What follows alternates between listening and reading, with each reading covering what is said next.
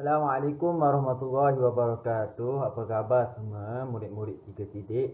Okey, untuk subjek pendidikan jasmani dan kesihatan ni, untuk tahun ni insya-Allah Ma'alif Ikhwan yang akan mengajar murid-murid sekalian. Okey. Untuk hari ni kita tengok dulu info bagi pendidikan jasmani ni. Okey, pendidikan jasmani ni ada pecah dua, pendidikan satu pendidikan jasmani, satu lagi pendidikan kesihatan. Jadi untuk kelas online, semuanya kelas online, insya-Allah kita akan fokus kepada pendidikan kesihatan. Okey, jadi pembelajaran pada hari ini murid-murid boleh tengok buku teks muka surat 65 sehingga 68. Insya-Allah kita akan belajar unit 11, jaga diri, sihat emosi. Okey. InsyaAllah murid-murid boleh buka ya. Okey, kita tengok slide yang pertama, kenali diri. Tajuk kenali diri. Okey, kalau kita tengok dalam slide ni ada gambar buku teks, muka surat 66. Okey, di sini diperkenalkan. Okey, jadi murid-murid kena tahu anggota seksual. Anggota seksual ni anggota sulit lah bagi kita semua. Okey. Untuk lelaki ada punggung, dubur, zakar, bibir. Sama juga dengan perempuan ada bibir, ada payudara.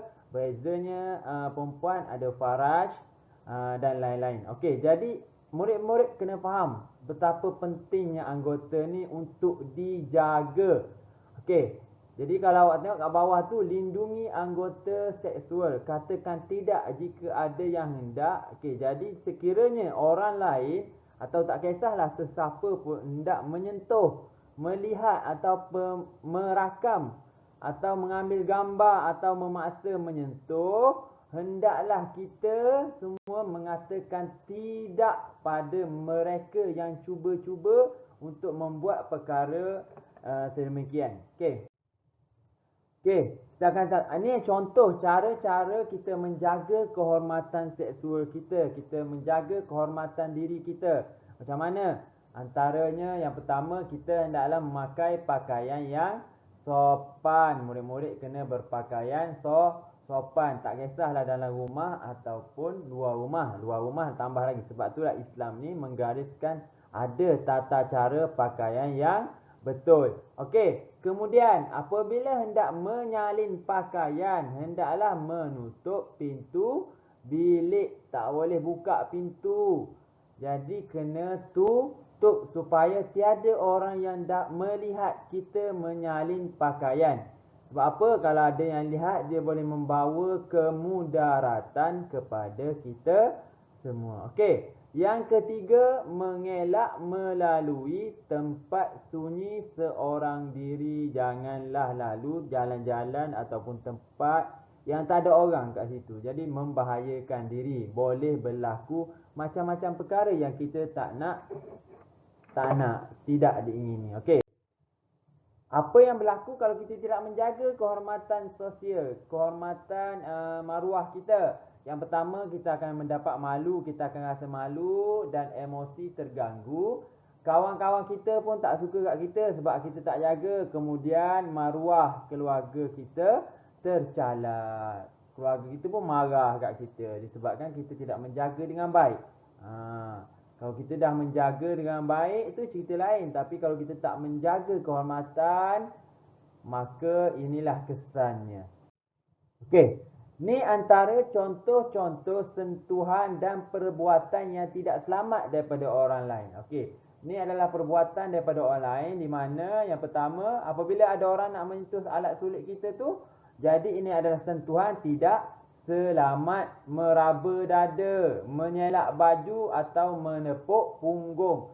Jadi ni contohnya, banyak lagi. Ini hanya contoh-contohnya. Apabila berlakunya perbuatan ini, apakah tindakan yang perlu kita lakukan?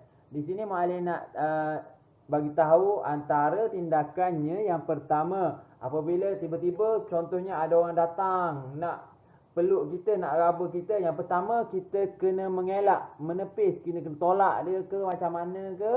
Okey, itu yang pertama, langkah yang pertama. Langkah yang kedua, kalau tak jadi juga, kita menjerit kuat-kuat.